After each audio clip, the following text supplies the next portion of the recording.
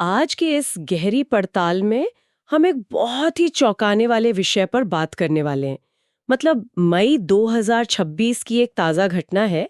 MV हॉन्डियस नाम का एक लग्जरी क्रूज शिप अंटार्कटिका के बर्फीले रास्तों पर था और अचानक कई लोग सांस लेने के लिए तड़पने लगे। हाँ, और मतलब कोई समुद्री तूफान नहीं था वहाँ। ये एक वायरस का हमला था और अब तक इसमें 3 मौतें हो चुकी हैं। कई देशों में कॉन्टैक्ट ट्रेसिंग भी चल रही है। बिल्कुल। तो हमारा मिशन यही है कि हम WHO के डेटा, क्लिनिकल गाइडलाइंस और एक जो नई एंटीवायरल रिसर्च आई है उसका विश्लेषण करें। मतलब ये समझना है कि ये हंता वायरस आखिर शरीर में इतनी तबाही मचाता कैसे है और इससे बचने के क्या नए तरीके हैं। ये क्रूज शिप वाली घटना इसलिए भी ज्यादा डरावनी है क्योंकि देखिए ये जहाज अर्जेंटीना से निकला था। और वैसे तो हंता वायरस संक्रमित चूहों के मलमूत्र से फैलता है। हाँ, वो तो आम बात है। लेकिन दक्षिण अमेरिका में एंडीज वायरस नाम का एक खास स्ट्रेन पाया जाता है। ये हंता वायरस परिवार का इकलौता ऐसा सदस्य है जो एक इंसान से दूसरे इंसान में भी फैल सकता है। अच्छा, चलिए इसे समझते हैं। मतलब मैं ये सोच रही थी कि चूहों में तो ये वायरस एक स्लीपर सेल की तरह चुपचाप रहता है, उन्हें कोई खास बीमार नहीं करता।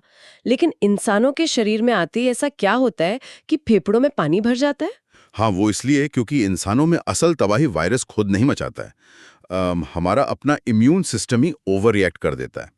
जब वायरस शरीर में आता है तो इम्यून सिस्टम गलती से हमारी ही फेफड़ों की छोटी रक्त वाहिकाओं पर मतलब ब्लड वेसल्स पर हमला कर देता है। बाप रे। मतलब शरीर खुद का ही डैमेज कर रहा है। बिल्कुल। और इस डैमेज से ब्लड वेसल्स लीक होने लगती हैं और फिर फेफड़े तरल पदार्थ से भर जाते हैं। ऐसे मेडिकल भाषा में हंता वायरस कार्डियोपल्मोनरी सिंड्रोम कहते हैं। इसमें सांस लेना लगभग नामुमकिन हो जाता है। रुको, अगर ये मुख्य रूप से चूहों के मलमूत्र से आता है तो क्रूज के स्टाफ ने तो सफाई की ही होगी ना? मतलब हम चूहों की गंदगी साफ करने के लिए बस वैक्यूम क्लीनर का इस्तेमाल क्यों नहीं कर सकते? देखिए, वहीं सबसे बड़ी और जानलेवा गलती हो सकती है। जब कोई साधारण वैक्यूम या झाड़ू का इस्तेमाल करता है ना, तो सूखे मलमूत्र में मौजूद वायरस पूरी तरह साफ नहीं होता। अच्छा, तो वो जाता कहाँ है फिर? वो उसके सूखे कण टूट कर ना एक अदृश्य धुएं की तरह हवा में तैरने लगते हैं, जिसे विज्ञान की भाषा में एरोसोलाइज्ड होना कहते हैं। मतलब वो सीधे हवा में घुल जाते हैं। ओह, यानी सफाई करने के चक्कर में अनजाने में वायरस को हवा में फैला दिया गया, जहां कोई भी सांस लेते हुए उसे फेफड़ों तक खींच सकता है। एकदम सही। इसलिए आधिकारिक गाइडलाइंस बहुत साफ हैं कि ऐसे मामलों में केवल 10% ब्लीच के घोल के साथ वेट क्लीनिंग यानी गीली सफाई ही होनी चाहिए। क्योंकि गीलेपन की वजह से वायरस हवा में नहीं उड़ पाता। हाँ, और साथ ही सुरक्षा के लिए मास्क पहनना भी अनिवार्य रहे। बिल्कुल। यहाँ बात बहुत दिलचस्प हो जाती है, क्योंकि क्रूज जैसी बंद जगहों पर हवा के जरिए फैलने का खतरा इतना ज्यादा है, तो इन सब का मतलब क्या है? क्या हमारे पास कोई ठोस इलाज है? तो आधिकारिक तौर पर अभी इसका कोई फिक्स इलाज या वैक्सीन नहीं है। डॉक्टर अक्सर रिबाविरिन नाम की एंटीवायरल दवा देते हैं, लेकिन इसकी बहुत गंभीर साइड इफेक्ट्स होते हैं। तो फिर विकल्प क्या है? विकल्प के लिए 2021 की एक अहम रिसर्च है जो नया रास्ता दिखाती है। इस स्टडी में रिबाविरिन के साथ एक और जानी मानी दवा फैविपिरावीर को मिलाकर दिया गया। अच्छा, तो ये दोनों साथ मिलकर कैसे काम करती हैं? क्या ये वायरस को पूरी तरह खत्म कर देती हैं? मतलब ये दोनों दवाएं वायरस की अपनी कॉपी बनाने के तरीके पर अलग अलग तरफ से हमला करती हैं।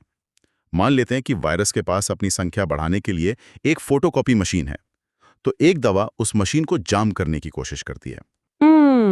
और दूसरी वाली? और दूसरी दवा ये पक्का करती है कि जो कॉपियां गलती से बन भी जाएं, वो पूरी तरह से डिफेक्टिव या खराब हों। यहाँ दिलचस्प बात यह है कि जब दोनों को एक साथ इस्तेमाल करते हैं तो एक एडिटिव इफेक्ट मिलता है।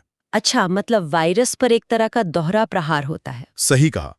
और इसका सबसे बड़ा फायदा यह है कि कम डोज देकर भी वायरस को असरदार तरीके से रोका जा सकता है। डोज कम होने का सीधा मतलब है कि मरीज को होने वाले साइड इफेक्ट्स काफी कम हो जाते हैं। ये तो बहुत अच्छी बात है। तो अगर हम आज की चर्चा का सारांश निकालें तो हंता वायरस का खतरा बेहद बड़ा है, लेकिन हमारी ढाल भी कमजोर नहीं है। वायरस काम कैसे करता है, इसकी समझ, ब्लीच से गीली सफाई करने जैसी सही तकनीक और नई मेडिकल रिसर्च हमें इस खतरे से लड़ने की ताकत देती हैं। बिल्कुल। लेकिन एमवी हॉन्डियस की घटना एक बहुत ही गहरा सवाल छोड़ जाती है। हम जानते हैं कि एंडीज वायरस पहले ही इंसानों के बीच फैलने की क्षमता दिखा चुका है। हाँ, वो तो है। अब जरा एक क्रूज शिप जैसी वातानुकूलित बंद और भीड़-भाड़ वाली जगह के बारे में सोचते हैं। क्या ऐसे माहौल में ये वायरस खुद को तेजी से बदलकर और भी घातक रूप लेने के लिए एक इवोल्यूशनरी लैब का फायदा उठा सकता है? बाप रे, एक लग्जरी शिप जो अनजाने में एक वायरस के म्यूटेट होने की लैब बन जाए, वाकई ये एक ऐसा विचार है जो आसानी से पीछा नहीं छोड़ेगा। इसी सवाल के साथ आज की ये गहरी पड़ताल हम यहीं समाप्त करते हैं।